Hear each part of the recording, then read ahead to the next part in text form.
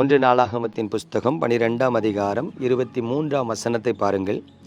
கர்த்தருடைய வாக்கின்படியே சவுலின் ராஜ்யபாரத்தை தாவீதினிடமாய் திருப்ப எப்ரோனில் இருக்கிற அவனிடத்திற்கு வந்த யுத்த சன்னத்தரான தலைவர்கள்.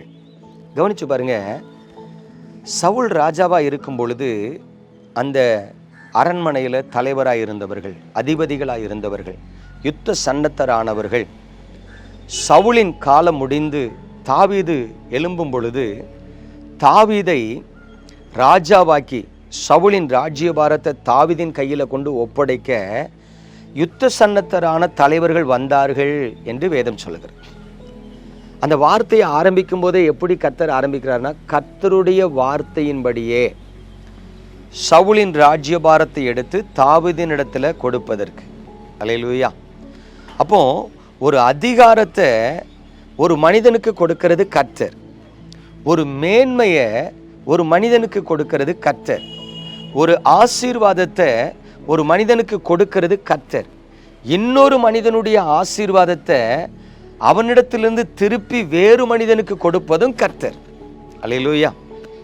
கவனிங்க, இன்றைக்கு பூமியில் வாழ்ந்து கொண்டிருக்கும் பொழுது தேவனுடைய பிள்ளைகளாகிய நாம் சில நேரம் என்ன நினைக்கிறோம், அந்த பாஸ்டர் ஊழியம் செய்கிறாங்க, அவங்க மேன்மையாக ஊழியம் செய்கிறதுக்கு அந்த பாஸ்டருக்கு கீழே 3 விசுவாசிகள் நல்ல வெல்த்தியான பீப்புள் இருக்காங்க. அவங்க அந்த ஊழியத்தில் என்ன தேவையானாலும் சந்திச்சிருவாங்க, பாஸ்டர் என்ன சொன்னாலும் செஞ்சுருவாங்க. ஸோ அந்த ஊழியத்துக்கு பணத்தை குறித்து கவலையே இல்லை அப்படின்னு சொல்லி சிலர் சொல்லுகிறத நான் கேள்விப்பட்டிருக்கேன்.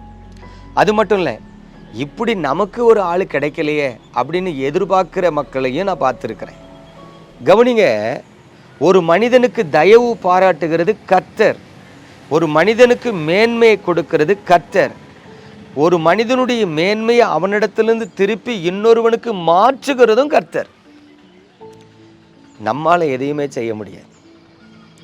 அப்போ ஆவிக்குரிய வாழ்க்கையில் தேவனுடைய பிள்ளைகளே, நீங்களும் நானும் ஒரு மேன்மைக்கோ ஒரு ஆசீர்வாதத்துக்கோ இல்லை ஒரு உயர்வுக்கோ காத்திருக்கிறோன்னா ஜெபத்தில் பொறுமையாக கர்த்தருக்கு காத்திருக்க பழகணும். அப்படி ஜெபத்தில் பொறுமையாக கர்த்தருக்கு காத்திருக்க பழகிட்டோன்னா அவருக்கு சித்தமானா நம்மிடத்தில் அந்த ஆசீர்வாதத்தை திருப்புவார். அவருக்கு சித்தம் இல்லைன்னா திருப்ப மாட்டார். அப்போ கவனிங்க, அதனால தான் வேதவசனம் திட்டமாக சொல்லுது, அன்றியும் அவருடைய தீர்மானத்தின்படி அழைக்கப்பட்டவர்களாகிய நமக்கு.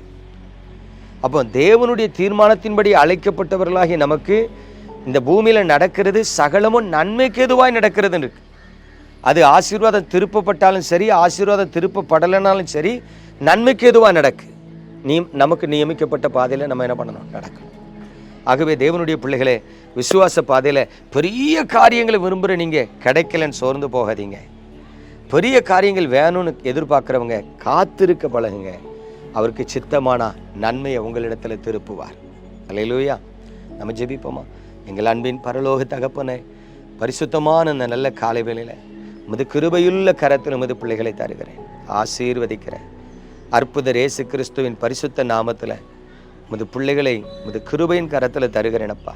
வாலாக்காமல் தலையாக்கி கீழாக்காமல் மேலாக்குகிற உமது பரிசுத்த கரம் உமது பிள்ளைகளோடு உறுதியாக இருக்கட்டும்.